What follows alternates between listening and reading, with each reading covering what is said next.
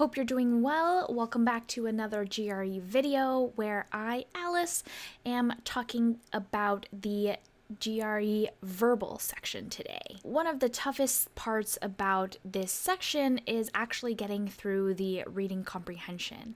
In general, you've probably tried to work on this skill for years and years in school, but the GRE actually does something different and really challenges you in each of their passages. So today what we're going to do is break down an example passage that is included in the official verbal prep materials.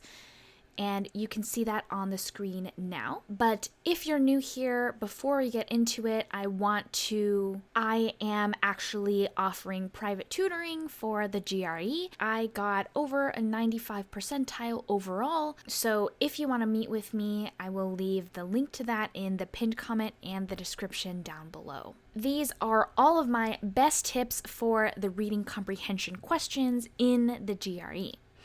The first one is to go slow when you're reading.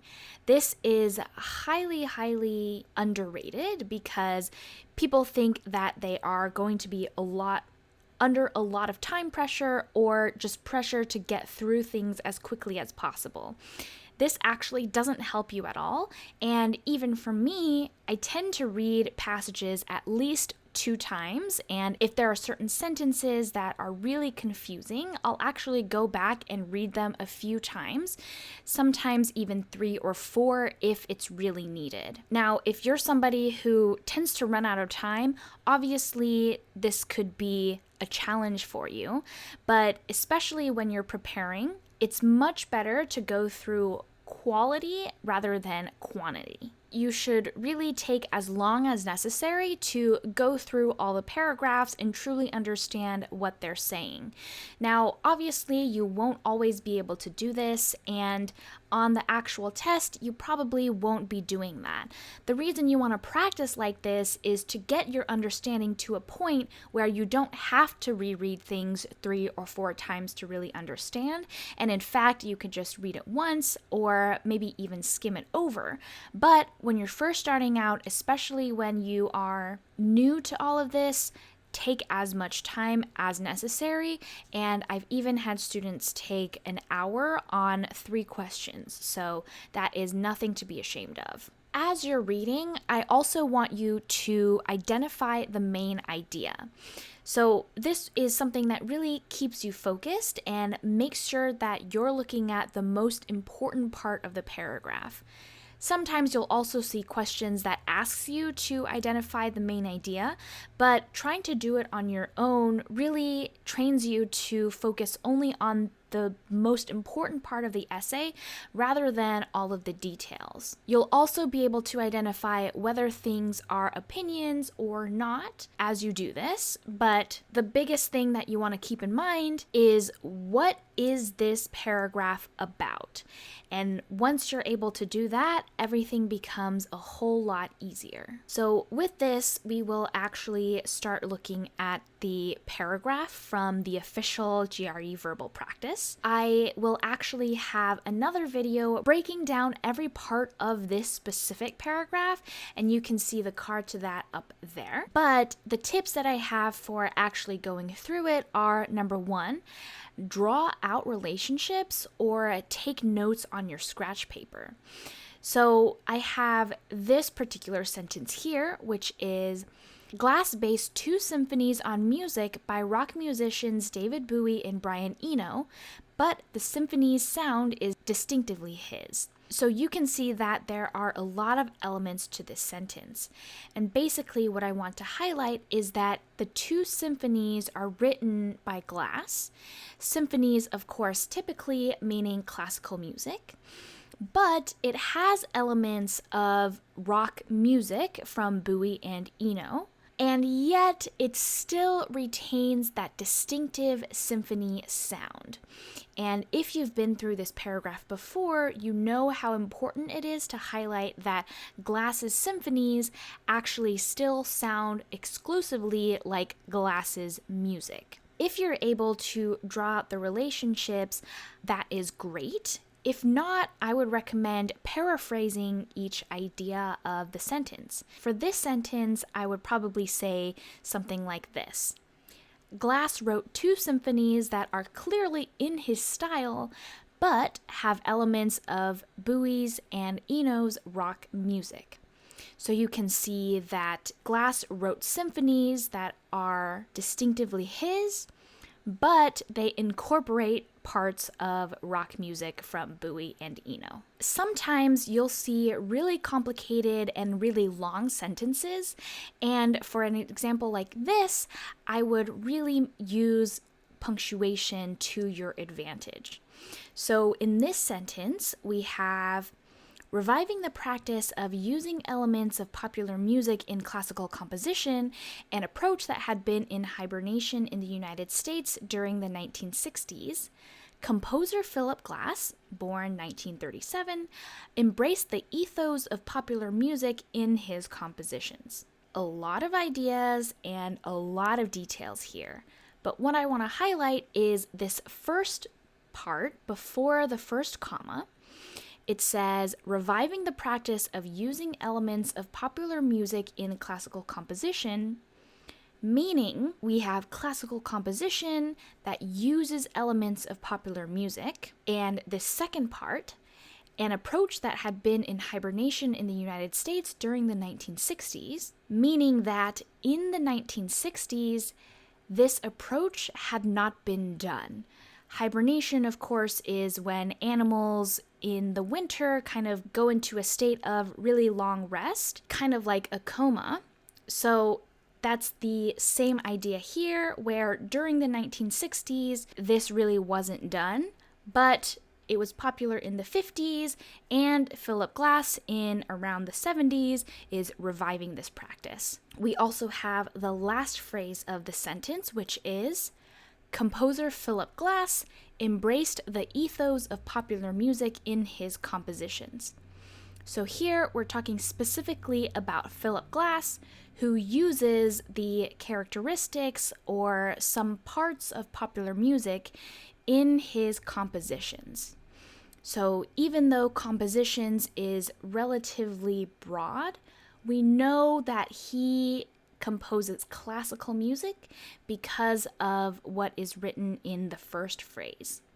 So breaking this sentence piece by piece by piece is actually really useful in understanding the message as a whole. Now for the next part, I would also, as you go through it, try to separate facts from opinions from implications. Now, an example for this is a fact, which is Glass based 2 symphonies on music by rock musicians David Bowie and Brian Eno.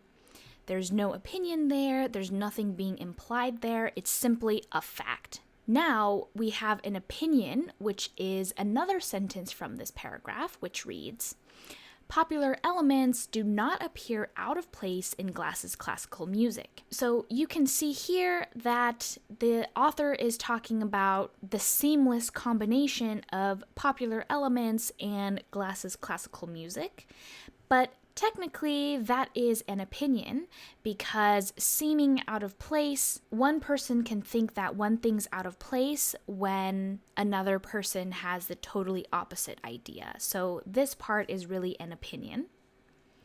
We also have an example of an implication here. So the sentence is, his music is not a version of popular music packaged to attract classical listeners. So this really is a sentence that implies something else.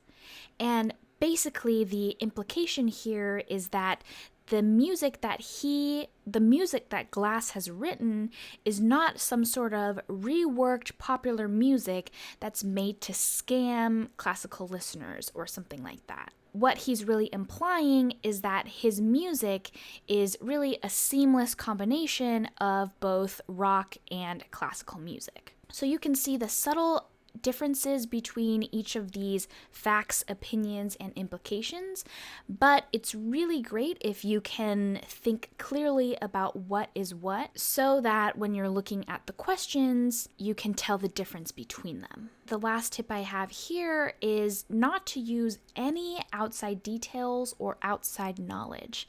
You want to stick exactly with what is written in the paragraph. This can be really tempting because you can make assumptions, and we often do when we read things, but you don't want to do this on the GRE.